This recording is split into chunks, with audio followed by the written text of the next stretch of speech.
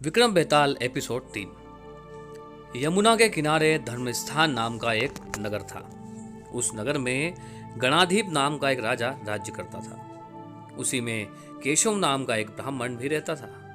ब्राह्मण यमुना के तीर पर जप तप ध्यान किया करता था।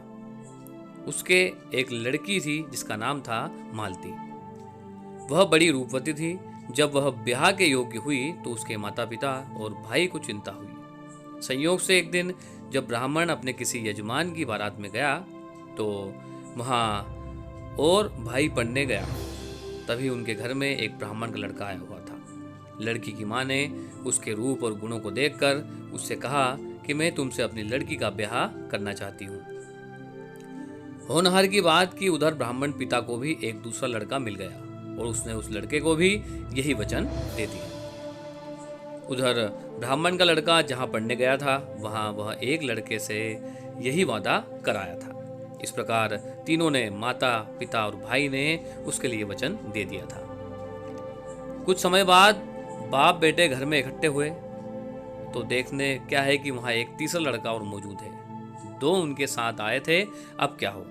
ब्राह्मण, उसका लड़का और ब्राह्मणी बड़े सोच में पड़े। देवयोग से हुआ यह कि लड़की को सांप ने काट लिया और वह मर गई। उसके बाप, भाई और तीनों लड़कों ने बड़ी भागदौड़ की, जहर झाड़ने वालों को बुलाया, पर कोई नतीजा ना निकला। सब अपनी अपनी करके चले गए। दुखी होकर वे उस लड़की को शमशान में ले गए और क्रियाकर्म कर आए। तीनों लड़कों में एक ने तो उसकी हड्डियां चुन ली और फकीर बनकर जंगल में चला गया। दूसरों ने राख की गठरी बांधी और वहीं झोपड़ी डालकर रहने लगा। तीसरा योगी होकर देश विदेश घूमने लगा। एक दिन की बात है, वह तीसरा लड़का घूमते घुमाते किसी नगर में पहुंचा और एक ब्राह्मणी के घर में भोजन करने बैठा। जैसे ही उस घर की ब्राह्मणी भोजन परोसने आई कि उसके छोटे लड़के ने उसका आंचल पकड़ लिया। ब्राह्मणी से अपना आंचल छुड़ाता नहीं था। ब्राह्मणी को बड़ा गुस्सा आया।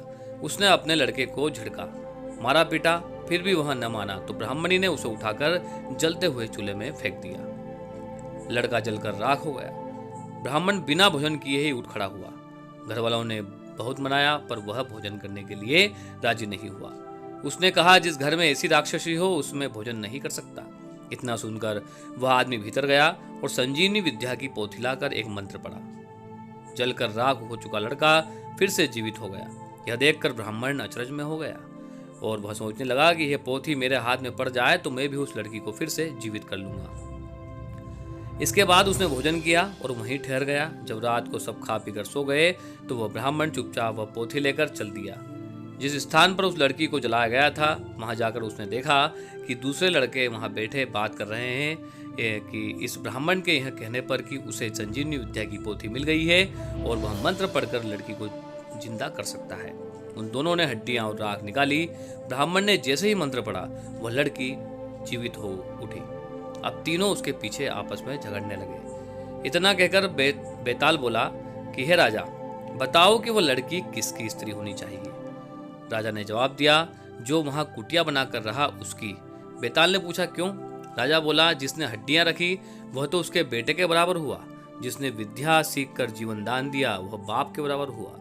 जो राख लेकर रमा रहा था वह उसका सही हकदार है। राजा का यह जवाब सुनकर बेताल फिर पेड़ पर चढ़ गया और लटक गया। राजा को फिर लौटना पड़ा और जब वह उसे लेकर चला तो बेताल ने फिर तीसरी कहानी शुरू की।